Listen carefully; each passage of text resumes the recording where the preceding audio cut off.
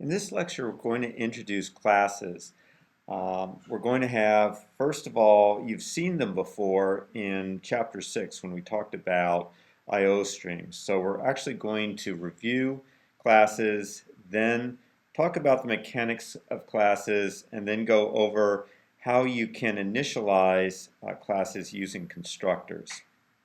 And you'll remember that we talked about structs in the previous lecture and said that structs were a way of organizing and representing information about an entity, such as a music album or a student or a driver's license.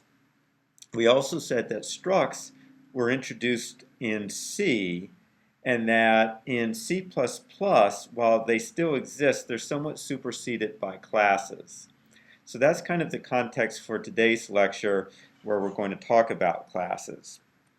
And historically, classes and what we call object-oriented programming go back to the 1960s. And the idea behind the class is they represent some kind of object. And in this case, I'm simulating an alarm clock. So if you think about an alarm clock, it maintains information about the current time. It may have an alarm time that you can turn on the alarm and it will wake you up at that time. A switch that indicates whether the alarm is turned on. A fancy one might have a temperature and a date. And then it also will include dials and buttons and switches that allow you to change this information and some digital displays that display it. So basically, it's first of all, it's maintaining some information, and then it's including some mechanisms that allow you to either change it by hitting some dials or switches and to display it to a digital display. Well, we'd like to find a way to simulate an object using a computer program. And C++ allows that through this use of classes and objects. So a C++ object is going to turn out to be an instance of a class. A class is going to be a blueprint. And just like you use a blueprint to then stamp out instances or to build something, it's the same way in C++. A class is a blueprint. You use it to stamp out objects. So in C++, obviously, these objects are virtual. They don't have any physical substance. They're only stored in the computer, so we call them a virtual object rather than an actual physical object.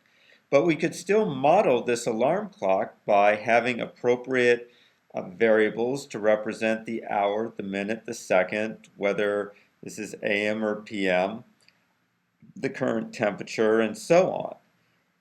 And you can see this looks actually remarkably like the structs we talked about last time, because it's a collection of information about an entity. In this case, it is an alarm clock. But in addition to allowing you to store information, a C++ object is also going to allow you to call functions that modify this information or that display or extract this information. So those functions are like the switches and dials and digital display that you have on the real alarm clock. So here we have some functions that allow you to query the state information, like get hour, get minute, is AM, and then some functions that allow us to also change this information, such as set hour, set minute, set AM. So you could think of set hour, set minute, and set AM as kind of being the dials and switches where you set the state of the alarm clock, and then get and is AM, get hour, get minute, is AM, kind of like the display functions, although they're not really displaying. In this case, they're allowing a program to query this object and say, what time is it? Is it AM or PM? So on and so forth. And we call these, you'll hear us refer to these functions as member functions or as methods. And they actually belong to the object. So this is one way in which C++ objects and classes are superior to structs, because structs could only store information, they could only store variables, but C++ objects can both have can store information, but also have member functions that operate on this information. Now, remember I said a class is a blueprint, and it provides a template that describes the state information and the operations, which are functions. So state information are variables, and the member functions are the operations. So again, a C++ class is a blueprint. The objects are actual instantiations of this class, or instantiations of this blueprint. So member variables will hold state information. Member functions will manipulate this state information. So classes, each class is a type. When you define a new class, you're defining a new type.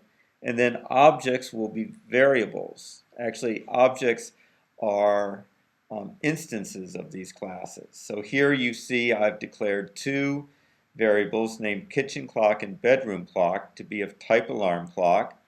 And then you can see that I'm manipulating the information by calling the member functions. So I call kitchen clock dot set hour, setting it to 10. I set the minute to 20, and I say it's AM. And notice that it's a lot like how we accessed information in structs. We're using this dot notation. So we have the variable name, then the name of the function and its parameters. So we'll be showing you how you declare functions, how you associate them with a class, so on and so forth. So that's a brief review of classes. So let's now start to take a look at the mechanics. So a class is basically a struct with additional features. It has member functions, and it has something called access protections. You've already seen the member functions. Okay?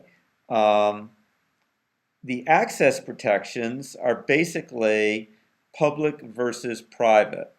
And here you've seen me declare a class called student, and I'm saying the variables are public, as is the one member function called print student. We'll get to just, so basically public says that the whole world can look at this information, whereas private is going to say it's restricted. Only member functions can look at this information. We'll talk a little bit about it in a moment. I just want to first kind of look at the syntax of a class declaration. So you can see it looks much like a struct declaration. The differences are that instead of saying struct student, you say class student, but you still have the curly braces with the list of member variables, and now in addition to that you have a list of 0 or more function prototypes. Okay, so these are member function declarations. So I'm saying that print student is a member function, and it's going to be able to manipulate these three pieces of information: the name, the address, and the GPA. And you'll see, just like a struct, it has a semicolon at the end. Now you see I had to declare it is either public or private. It turns out that by default I can leave out this public keyword and it would default to private, but if I want to make something public, I need to use the public keyword, and you see the colon right after public, and then a list of the things that are public. Now, you typically do not define the function inside the class declaration. See, this is a class declaration, but we only included the function prototype. If you remember, a function prototype is a function declaration. it's not a function definition. A function definition includes the function body. So we define the functions outside the class declaration, and the way we let C++ know which class the function is associated with is by prefixing the function name with the name of the class, which in this case is student, and a double colon. So here you see void student double colon print student, and that lets the compiler know that we're defining the function print student that was declared in the student class. And you can see from the function body, it's simply printing out the name, the address, and the GPA. And it is setting the, I'm sorry, not setting anything. It's accessing the name, address, and GPA fields directly. These are the fields that were defined in the student class. So back here you can see name, address, and GPA. So we can access member variables as though they were local variables. You'll note that we did not declare name or address or GPA in the function. We're allowed to declare local variables, but if we don't declare a variable locally or as a parameter, then C++ goes to see whether that name or whether that variable name might be a member variable. Okay, so want you to go through and take a moment to do it and do this exercise. The class that's on the right is not the class you're creating, but it's a example, and I would suggest that maybe you copy it down, or since you're doing it on paper and pencil, you just use it as a template for solving the exercise. So just take a moment. I would pause the video and see if you can't answer this question. Okay, so I'm going to go ahead and actually solve it.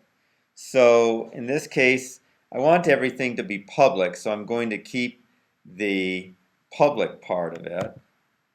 But I am now declaring balance. So I said two member variables named balance and interest rate, both of which are doubles. So here's balance and here's interest rate, both declared as doubles. And then I wanted a method called getInterest right here that returns the interest earned on the balance. So you could presume that that's probably going to be a double because the balance and the interest rates are doubles. So it takes no parameters because it's going to reference the balance and interest rate variables. And then set balance actually takes a new balance as a parameter, and we may assume that's a double because balance up here was a double. And it's not going to return anything, so it's going to be a void function. It's simply going to set the balance variable to be equal to this new balance. So now let's talk for a moment about class declaration and use. The classes, or you can create an instance of a class. Remember, an object is an instance of a class. Same way we did structs, you just give the name of the class, in this case student, and one or more variables, names, so st1 and st2. Just like structs, you access the member fields or member variables using dot notation. So prefix, start with the name of the variable, and then the dot and the name of the field you wish to access. So here We're setting the name to John, the address to 1678 Cardiff Road, and the GPA to 4. And then right here with print student, you can see that functions are accessed in the same way. So now after setting these three fields, we're calling print student in order to print the fields. And we didn't cover this last statement with structs, but you can actually assign one object to another object using an assignment statement, and all the member fields will get copied over. So this is unlike an array. If you remember, you could not assign one array directly to another array. You actually had to iterate through an array and do a piecewise assignment of each element, but not so with classes. You can actually just, with a single assignment statement, accomplish the assignment of all the fields in one object and have them copied to all the fields in another object. So that's what this st2 equals st1 assignment is doing. Okay, so moving on to the second thing that's associated with classes, you're allowed to declare whether your information and your functions are going to be public or private. So public means it's accessible by entities outside the class, and specifically that means by functions that are outside the class. Functions outside the class can access any public member variable or any public method member function by just giving its name. Whereas private means that that same variable or same method is accessible only by other class members, i.e. by other class functions. So it's analogous to social networking. You might want to have some information that you made globally available to the world, but you might have some more sensitive information, maybe some family photos, that you wanted to restrict to, say, a group of friends. And therefore, you would use private to say that I had this more restricted or restrictions on who could look at it. So it's a good analogy. So here's an example with public and private and show you how the compiler enforces it. So basically, public and private are instructions to the compiler that tell it who's allowed to access this information and who's not. So here I have declared my class student, and I've declared all three member variables to be private, and then made my functions public. And this is actually a rather common design idiom or pattern with classes, is that you make your member variables private and you make your functions public. Some of you may have heard the word API or Application Programmer Interface before, and that, for those of you who have, actually for those of you who haven't as well, the Application Programmer Interface, or API, refers to the public functions in a class, and they provide the way that you can query or information or change information, manipulate it. And we typically hide the member variables, and the reason is we want to hide the implementation of the class. It may turn out that we want to change the state information, and we don't want to have everyone depending on it. We'll talk about this somewhat more in class, but just for the time being, as a general rule of thumb, it's right to probably declare variables in a class as private and your functions as public. So up here in the box, I've got some examples of what will happen when you try to access name and set name. So I've declared a variable called st, so it's now a student object. And now I try to directly set the name field by saying st.name equals John. And I'm assuming I'm doing this outside the class. Maybe this is in main that I'm trying to do this. And the compiler will generate an error message saying this is illegal because John, or not John, but name is a private variable. So it's only something that can be modified inside by a class function. Whereas it is okay to call the setName function passing John as a parameter. In fact, this is the way the designer of the class meant for name to be changed. Instead of having the user or the program directly change name or assign to name, instead we're going to call the setName function, and that will do it. So it's just like the alarm clock. The alarm clock hides its state information from you. It provides things like dials, switches, and buttons that allow you to change that state information. So that's kind of the pattern that you should get into thinking about classes as, is that the state information is private and they provide a bunch of functions that allow you to modify or query that information. Okay, so again, to re-emphasize that point, member variables should typically be private, and then our functions will typically be public, and we normally will call our functions either accessor functions or mutator functions.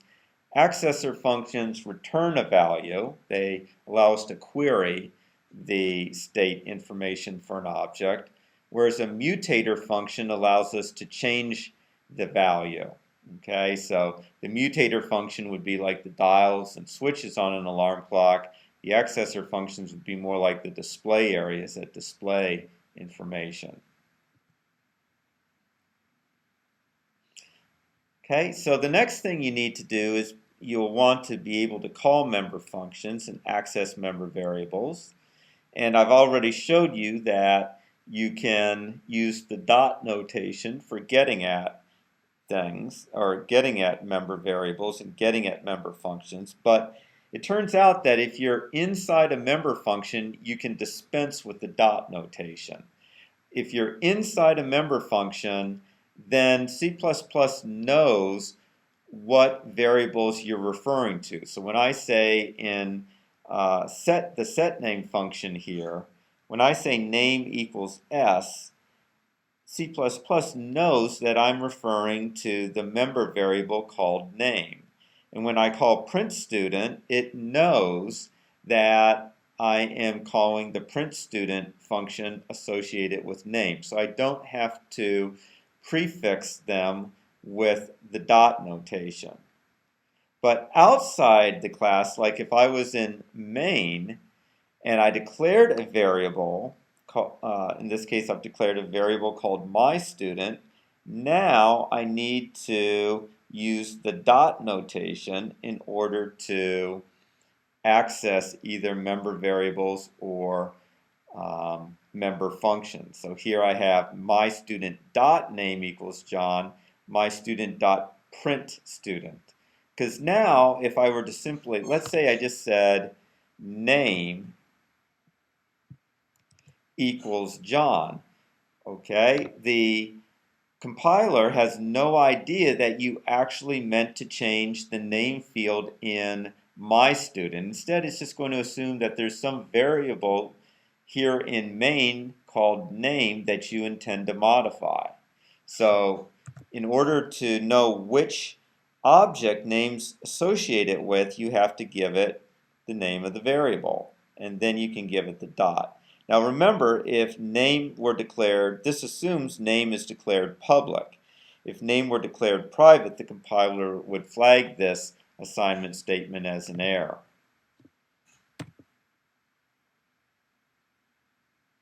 Okay, so as an exercise, I want you to refine your bank account class by deciding what should be public and what should be private.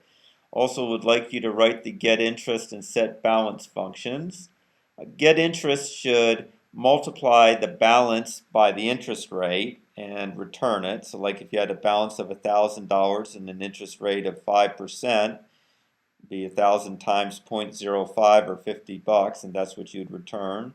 A set balance should set the balance variable equal to new balance. So take a moment, would pause the video and try to solve this exercise. Meanwhile, I'm going to go ahead and actually solve it for you. So remember the rule that that member variables should be public. So we want to keep balance and interest rate public. And we want to make, I'm sorry, that's wrong.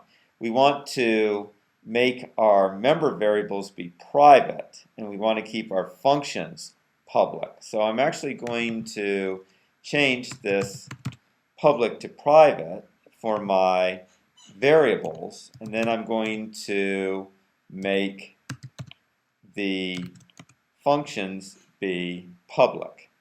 So there's my new declaration. Now notice I'm not going to define my function bodies inside the class declaration. Inside the class declaration, you just have your variable declarations and the member function declarations, so the function prototypes. We're going to actually define the functions outside the class.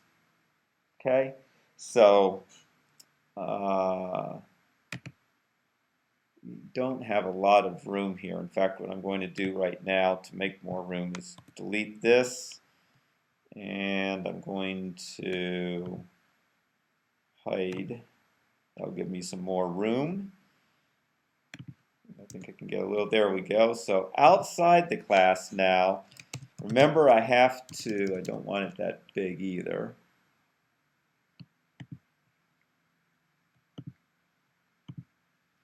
So outside the class, I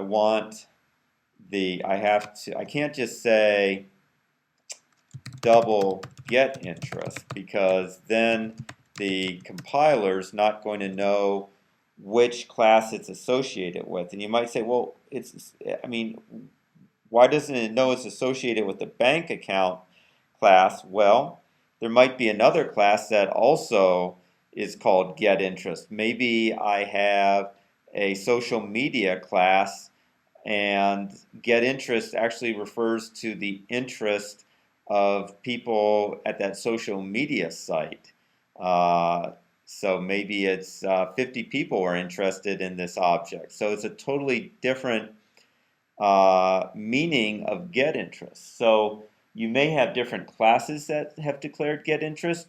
Also remember, you still have the functions that you declare outside of classes. And if you just say get interest without telling the compiler that it belongs to a class, then it's going to assume it's a global function. So I actually have to put bank account : in front of it, and that tells the compiler that we're defining the get interest function for bank account.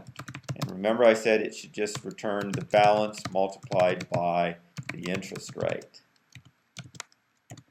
And now for set balance, again, I got to remember to prefix it with the bank account. And it's a void function, and it simply is setting the balance variable equals to new balance. And notice I didn't have to prefix balance with any variable name, because this is a member function, and therefore the compiler knows that balance refers to the member variable called balance. So there's our solution.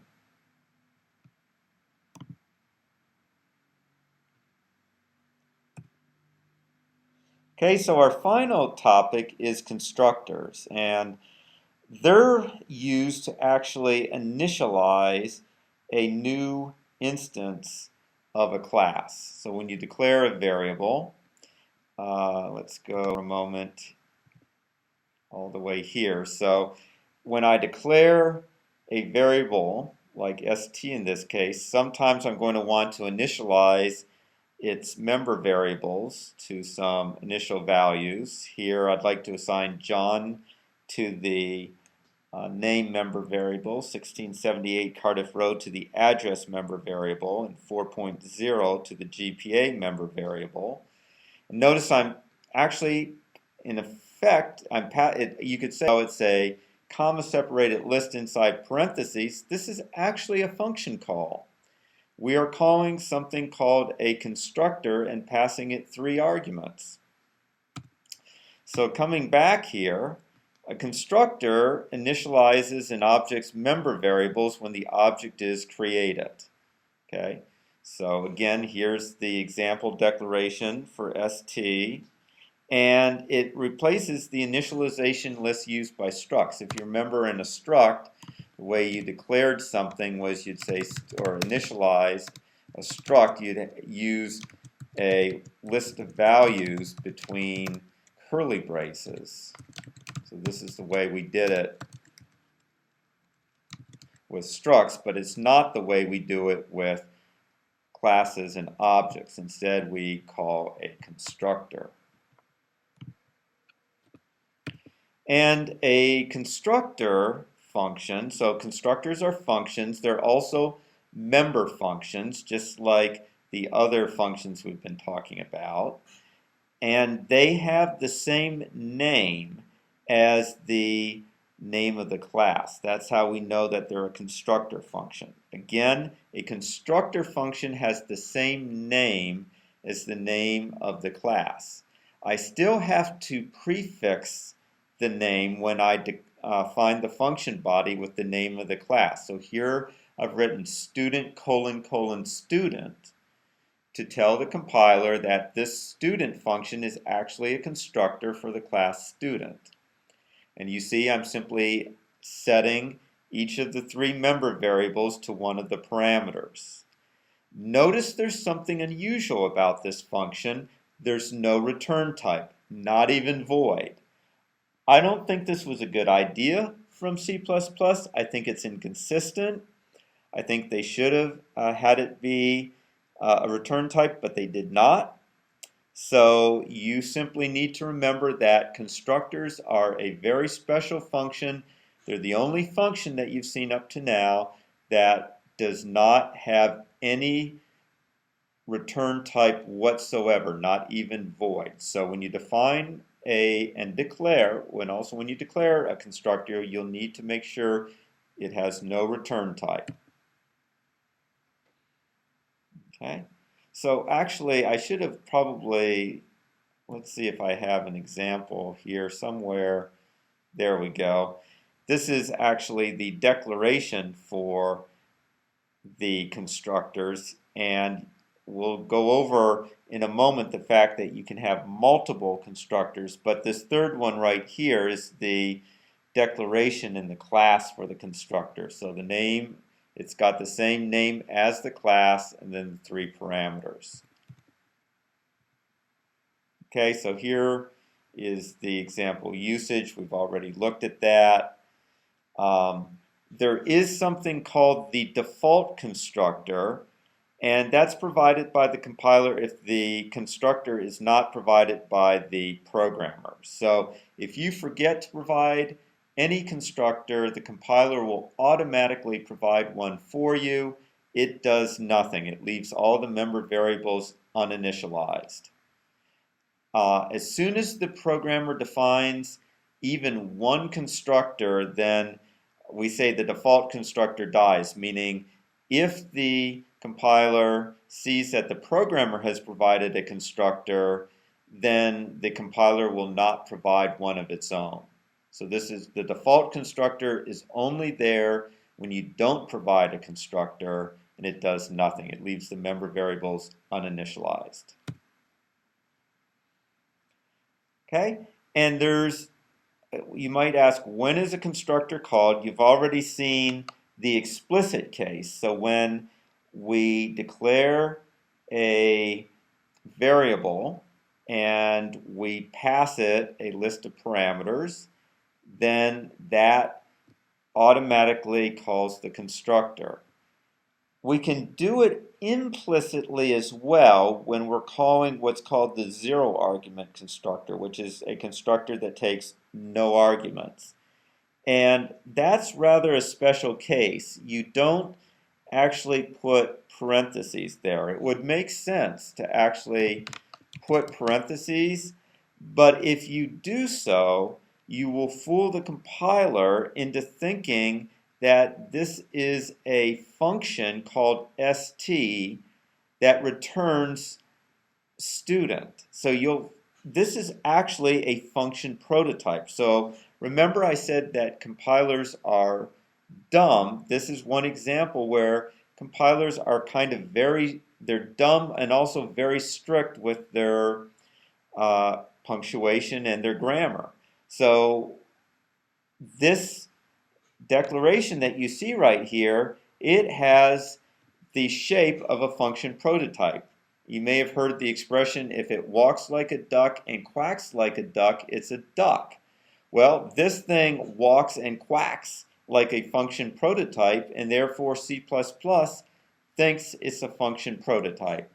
So there's this special case that if you want to invoke the zero argument constructor for a variable, you actually do not give it parentheses. You simply declare the variable with a semicolon. But if there's going to be one or more parameters, then you give it the comma-separated list of parameters with the normal function notation.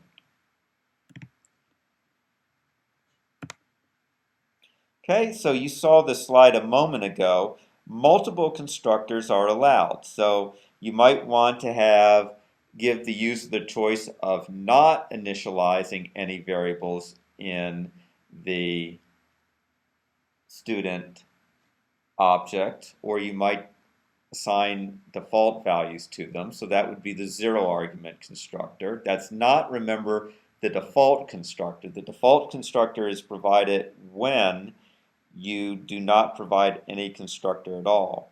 Here you would be expected to do something with this zero argument constructor.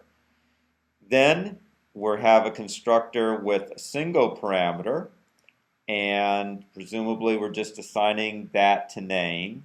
And then we have a 3-argument constructor, and presumably we're going to initialize each of the 3 member variables.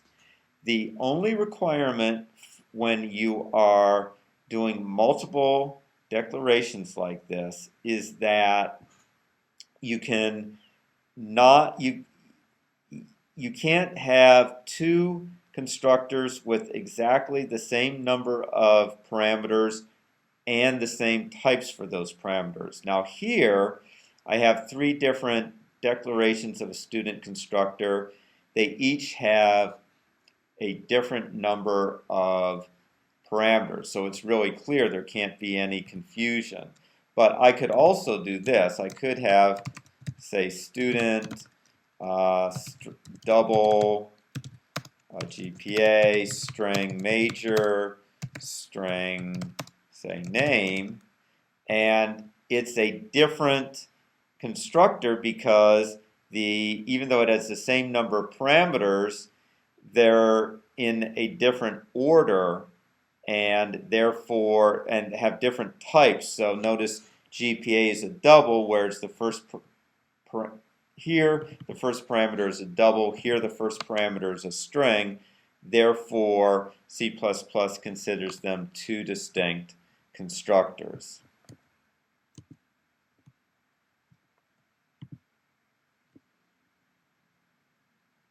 So when a student variable is declared, its declaration is going to have to match one of these constructor methods. So the student, 3 possible, do I have it? No, I do not. There would be 3 possible ways to declare a student here. I could have a student that was ST, or ST, say, Brad, or ST Brad CS 4.0. These are 3 different allowable declarations. Now I shouldn't declare each one as st because then I'd have multiply declared variables, so st1 and st2. But those are the three legitimate declarations.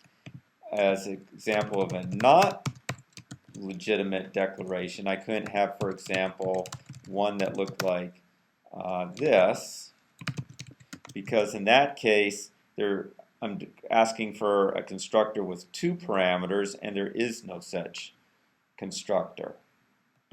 So the variable declaration must match one of the constructors that you've provided.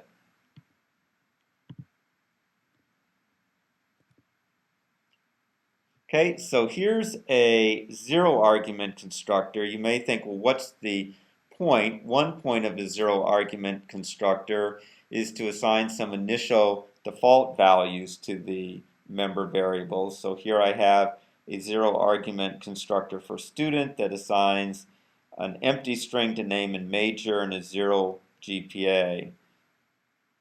And again, remember, if you're calling the zero argument constructor, you don't put parentheses after the variable declaration because otherwise C++ will mistake it for a function prototype. And there is an alternative way to initialize member variables that you should be aware of. You saw the example here where you do assignment statements. There is a second form where you put a colon after the parameter list and then a comma separated list of member variable names and the parameters you want assigned to that member variable. So here I'm assigning N to name, mage to major, and grade point average to GPA. And you can see this comma separated list goes before the curly braces. So that's a second, more succinct way of writing a function that initializes its member variables. You'll notice that it is okay to have an empty function body. So it's saying initialize the three variables to these values and then don't do anything in the function itself. So putting nothing between the curly braces says that we have an empty function body that does nothing. Okay, so I want you now to write a constructor for bank account that takes a balance and an interest rate as parameters and initializes the balance and interest rate to these values. And if you can, try to do it both using assignment statements and then using initialization lists. And just take a moment, pause the video. You may have to look through the slides to help you out and see if you can't do it.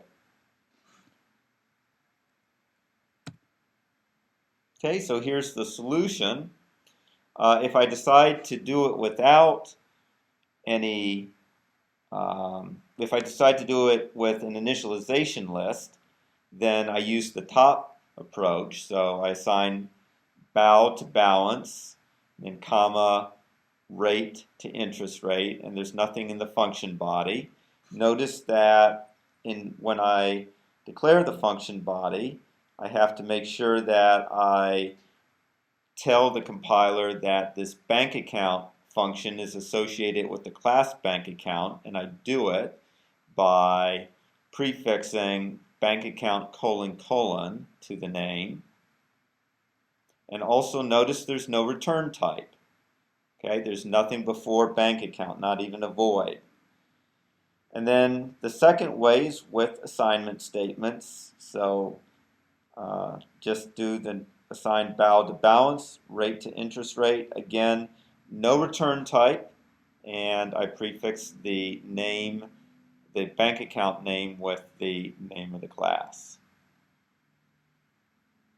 We'll go over more examples in class and do some exercises, some programming exercises, and that concludes this lecture.